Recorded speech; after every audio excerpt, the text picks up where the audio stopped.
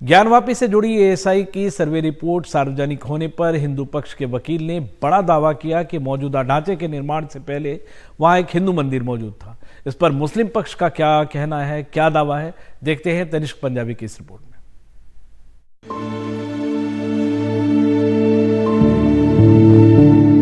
ज्ञानवापी मामले में एक नया मोड़ आया जब वाराणसी कोर्ट के फैसले के बाद भारतीय पुरातत्व विभाग की सर्वे रिपोर्ट याचिकाकर्ताओं और मस्जिद कमेटी को सौंपी गई। हिंदू पक्ष ने कहा कि सर्वे की रिपोर्ट में कहा गया है कि ज्ञानवापी मस्जिद की जगह पर एक मंदिर था और उनके हिसाब से ये सबूत है कि इलाके में एक हिंदू मंदिर था। 3 हिंदू महिलाओं ने ये अदालत में दावा करते हुए याचिका दी थी कि जहां मस्जिद है वहां एक मंदिर हुआ करता था। इसमें जो इंस्क्रिप्शंस मिले हैं ये देवनागरी, ग्रंथा, तेलुगु और कन्नड़ स्क्रिप्ट्स के मिले। जो वहां पे इंस्क्रिप्शन है उसमें एक जगह लिखा हुआ है महामुक्ति मंडप, और ये एएसआई कह रहा है ये बहुत सिग्निफिकेंट बात है। इस मस्जिद से पहले इससे पहले यहाँ पे एक हिंदू मंदिर एग्जिस्ट करता था। ये एएसआई ने अपनी कंक्लूसिव फाइंडिंग दी है। भारतीय पुरातत्व विभाग को सर्वे करने में 90 से ज्यादा दिन लग गए। मस्जिद कमेटी ने कहा कि वो रिपोर्ट को पढ़कर उसके खिलाफ आपत्ति दर्ज कराएगी। उसको पढ़ लेंगे तो उसका जो ऑब्जेक्शन होगा वो भी करेंगे, और जो रिपोर्ट दाखिल किया है उसमें जो आलोक त्रिपाठी जी इनके रिप्रेजेंटेशन में, और हो सकता है कि हम उनको क्रॉस एग्जामिनेशन में उनको बुलावें। अदालत ने अभी ये फैसला नहीं सुनाया है कि वहां के ढांचे की प्रकृति या स्वरूप क्या था। अगली सुनवाई 31 जनवरी को होगी। पिटिशनर्स ने कहा है कि वो अब एएसआई सर्वे मांगेंगे वजू खाना एरिया का, जिस पर सुप्रीम कोर्ट ने रोक लगाई थी। ये पूरा सागा कैसे अनफोल्ड होता है सिर्फ समय ही बताएगा। कैमरा पर्सन वीरेंद्र कुमार सैनी के साथ हिमांशु और Tanishq Punjabi, NDTV. Supreme court ने फर्जी प्रमाण पत्र घोटाला मामले की सीबीआई जांच के संबंध में कलकत्ता हाईकोर्ट की 2 पीठों द्वारा पारित आदेशों का स्वतः संज्ञान लिया है। सुप्रीम कोर्ट के मुख्य न्यायाधीश डीवाई चंद्रचूड़ की अगुवाई में 5 वरिष्ठ जजों की बेंच शनिवार को इस मामले की सुनवाई करेगी। सुप्रीम कोर्ट की ये जो स्पेशल हियरिंग हो रहे हैं ये इसलिए ज़रूरत है क्योंकि ऐसी स्थिति एक हाई कोर्ट में अगर बन जाए तो ये चिंताजनक विषय है जुडिशरी के लिए। न्याय व्यवस्था जो है उसके लिए ये एक चुनौती बन गया है, क्योंकि यहाँ पे हुआ क्या है अगर आप गौर से देखें तो एक हाई कोर्ट के जज एक दूसरे हाई कोर्ट के जज के ऊपर काफ़ी गंभीर आरोप लगा रहे हैं, और ये आरोप इसलिए गंभीर है क्योंकि वो कह रहे हैं कि दूसरे जज जो है, जो डिवीजन बेंच का हेड है एक, जिस बेंच ने इस जज का ऑर्डर को स्टे किया, वो कहते हैं कि वो कोई राजनीतिक दल के लिए काम कर रहे हैं। लेकिन जस्टिस अभिजीत गांगुली जिनके ऑर्डर में ये सारे बातें, ये आरोप लगाए गए हैं, ये पहली बार वो खबरों के सिलसिले में नहीं है। इससे पहले वो एक इंटरव्यू दिए थे एक मीडिया चैनल को अपने ही केसेस के ऊपर, और उसके बाद सुप्रीम कोर्ट ने उनको इस बात को लेकर पुल अप किए थे। कहते कि आप जो केसेस आपके सामने उस पर आप इंटरव्यू नहीं दे सकते। उसके बाद केसेस के रीअसाइनमेंट की बात भी सुप्रीम कोर्ट ने की थी। उसके बाद कुछ दिन पहले यहाँ पे कलकत्ता हाई कोर्ट में जस्टिस गांगुली के कोर्ट बॉयकॉट भी किए थे लॉयर्स ने, बार एसोसिएशन ने, क्योंकि एक वकील के साथ ऐसा कुछ ऑर्डर उन्होंने पास किया था जो न्याय व्यवस्था के लिए सही नहीं है। तो अब वो एक फेलो जज के ऊपर आरोप लगा रहे हैं कि वो कोई राजनीतिक दल के लिए काम कर रहे हैं। उन्होंने कुछ कॉन्वर्सेशंस भी पब्लिक डोमेन में लाए हैं जो ऐसे होते हैं कि लगते हैं कि आपको कुछ जज के बारे में जो पर्पटेड कॉन्वर्सेशन है वो पब्लिक डोमेन में ले आना, और ये अपने ऑर्डर में वो कहे हैं। तो इसीलिए ये काफ़ी गंभीर विषय बन चुके हैं जिस पर अब सुप्रीम कोर्ट ने हस्तक्षेप किए हैं, और सुप्रीम कोर्ट की ये जो स्पेशल हियरिंग इसी विषय पे होने जा रहे हैं। लेकिन जस्टिस गांगुली के लिए ये कोई पहली बार नहीं है जब उनके कोई ऑर्डर से कंट्रोवर्सी क्रिएट हुए हैं, और तृणमूल कांग्रेस के खिलाफ उनकी उनके एक पोजीशन ऐसे परसीव किया गया है, जिसके बाद तृणमूल ने भी इस मामले में एक रिएक्शन दिए हैं। उन्होंने कहा है कि जस्टिस गांगुली को कोर्ट छोड़ देनी चाहिए, पॉलिटिक्स में आ जानी चाहिए और पॉलिटिक्स ज्वाइन कर लेनी चाहिए। वो पॉलिटिकल कमेंट्स करते हैं जुडिशियल प्लेटफॉर्म से, ऐसे तृणमूल का आरोप उनके खिलाफ रहा है। और ये एक गंभीर विषय बन गए हैं, ना सिर्फ कलकत्ता हाईकोर्ट के लिए बल्कि पूरे न्याय व्यवस्था के लिए।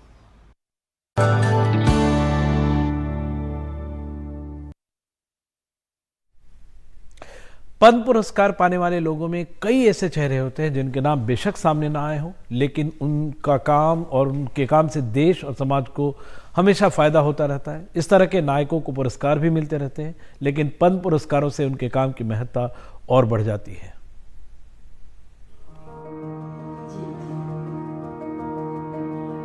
पद्मश्री से सम्मानित पार्वती बरुआ असम की नहीं, देश की नहीं, दुनिया की पहली महिला महावत हैं।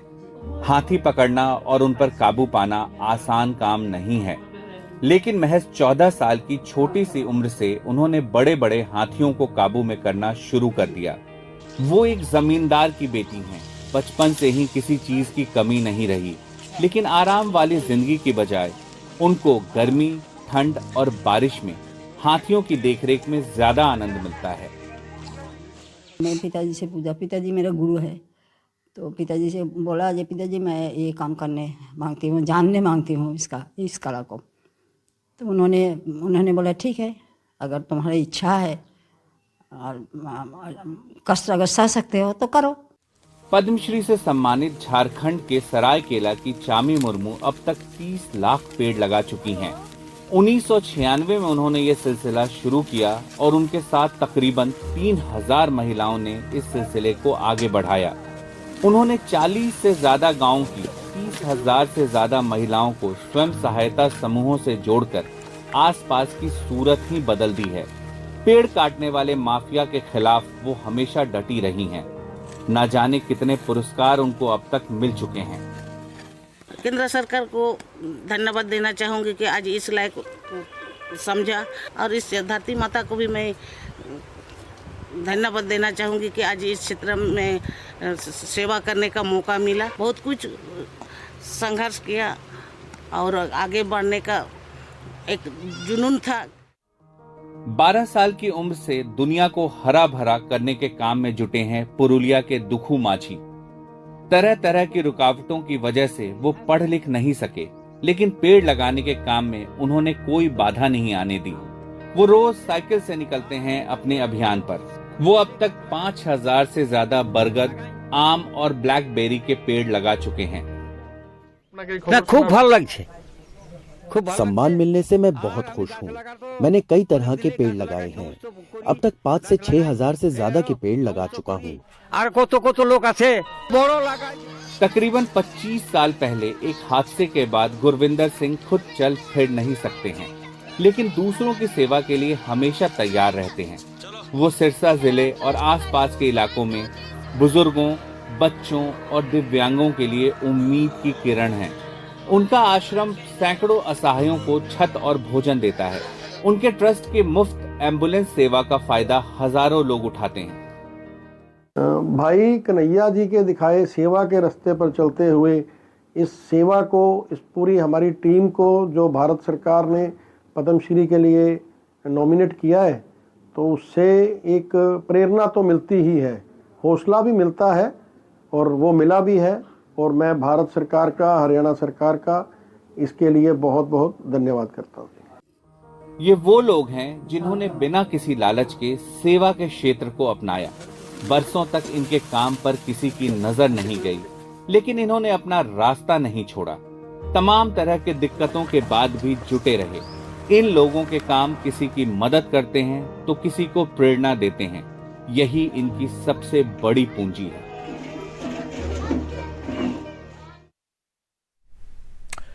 भारत की स्क्वॉश क्वीन बनकर उभर रही अनाहत सिंह को अप्रैल में 10वीं बोर्ड का इम्तिहान देना है, लेकिन बोर्ड एग्जाम से पहले ही अनाहत सिंह एशियाड में 2 पदक जीतने का कारनामा कर चुकी है। अनाहत मानती है कि 2028 में ओलंपिक्स में शामिल किए गए इस खेल से भारत को पदकों की उम्मीद जरूर रहेगी और वो वहां पोडियम पर पहुंचने का ख्वाब देख रही हैं। तो ये स्क्वॉश में खेल रहा हूँ और हमारे साथ हैं अनाहत, बोर्ड एग्जाम से इनका। बड़ी बात ये है कि बोर्ड एग्जाम से पहले, मतलब 10वीं के एग्जाम से पहले ये बहुत बड़ा मेडल हासिल करके आई हैं। एशियाड में इन्होंने मेडल जीता है। अनाहत, सबसे पहले तो सबके लिए सरप्राइज़ है और आपके लाइफ का अब तक तो अभी 15 साल के आप हैं, ये बिगेस्ट मोमेंट रहा एशियन गेम्स?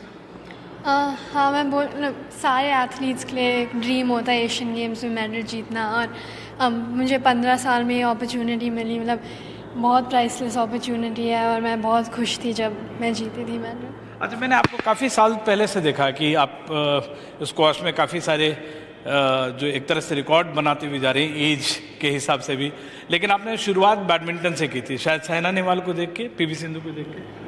मैं पहले बैडमिंटन खेलती थी, मतलब जब मैं 6 साल की थी, बहुत छोटी थी, पर मेरी बड़ी बहन अमीरा वो स्क्वॉश खेलती थी, तो मैं उसके साथ टूर्नामेंट्स या प्रैक्टिस सेशंस के जाती थी उसके साथ, और मतलब मैंने 1-2 बार खेलना ट्राई करा और मुझे बहुत मज़ा आया। तो मैंने 1-2 साल बीच में दोनों स्पोर्ट्स खेल रही थी साइड बाय साइड, पर मैंने सोचा कि प्रोफेशनली खेलने के लिए तो एक स्पोर्ट मुझे अच्छे से प्रैक्टिस करना पड़ेगा, तो मैंने स्क्वॉश। अच्छा, बहुत कम उम्र में आप प्रोफेशनल भी आप शुरू कर दिया आपने खेलना, जो इस गेम की एक लेगासी है। काफ़ी साल से हम वेट करते थे कि ओलंपिक्स में ये आए, लेकिन अब दीपिका हैं, जोशना हैं, जो उसके बाद आपको अपॉर्चुनिटी मिली है, या सौरभ हैं।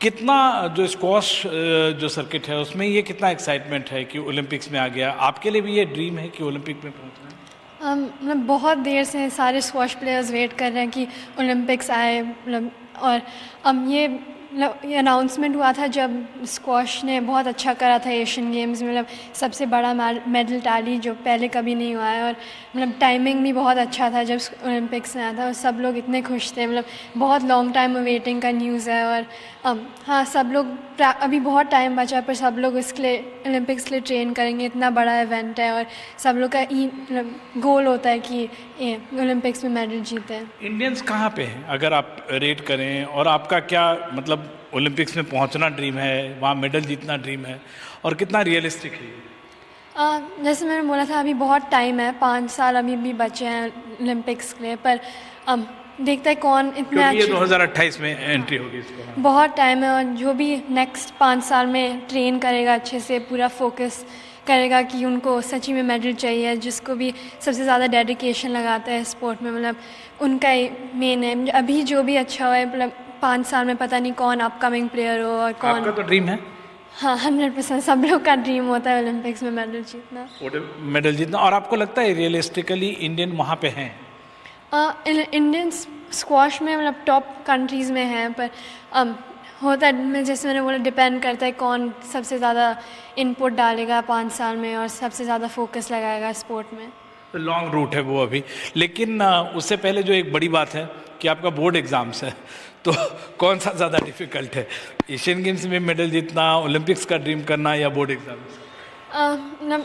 मेरी पहली बार है मतलब ये प्रॉपर एग्ज़ाम्स देने, और थोड़ा सा टफ़ तो होता ही है, मतलब, पर अभी ज़्यादा टूर्नामेंट्स में खेल नहीं रही हूँ तो थोड़ा आसान हो रहा है। और मतलब मैं जैसे मैं बोली थी, पढ़ाई बहुत ज़्यादा हो रही है अभी, और ज़्यादा प्रैक्टिस और टूर्नामेंट्स नहीं, पर मतलब स्कूल बहुत सपोर्टिव है मेरा। मतलब हमेशा जब भी मैं टूर्नामेंट्स के लिए मिस करती हूँ या कोई भी मुझे प्रैक्टिस सेशन के लिए मुझे स्कूल जल्दी निकलना होता है, हमेशा बहुत सपोर्टिव होता है और हमेशा जो भी करने की ज़रूरत होती है। अच्छा, आपकी एक लेगेसी है आपके फैमिली में, ग्रैंड पेरेंट्स खेलते थे, पेरेंट्स आपके दोनों हॉकी प्लेयर रहे, इसलिए आपको आसान हुआ स्पोर्ट्स में आना। आप दूसरे जो बच्चे हैं जो स्पोर्ट्स और पढ़ाई को एकदम अलग करते हैं, आपको लगता है कि नहीं, मतलब अब वो टाइम है जहाँ पे स्पोर्ट्स और पढ़ाई दोनों एक साथ किया जा सकता है? मैं बचपन से मैं हमेशा, मुझे बहुत स्पोर्ट्स बहुत पसंद था। मतलब एक स्पोर्ट नहीं था, मुझे हमेशा बहुत डिफरेंट स्पोर्ट्स खेलना बहुत मज़ा आता था। स्कूल में हो कि दोस्त के साथ, मुझे बहुत मज़ा आता था। पर मैं हमेशा बहुत कम्पेटिटिव रही हूँ, मतलब स्पोर्ट्स में नहीं, हर चीज़ में, और मुझे हमेशा सब कुछ में बेस्ट मतलब रहना बहुत मज़ा आता है उसमें। हाँ, और हाँ, मतलब जैसे मेरी बहन भी खेलती थी, मेरे मम्मा और पापा भी दोनों स्पोर्ट्स में थे, और कभी ऐसे प्रेशर नहीं था कि स्पोर्ट्स खेलना ही खेलना है, पर मुझे हमेशा बहुत मज़ा आया था खेलने में।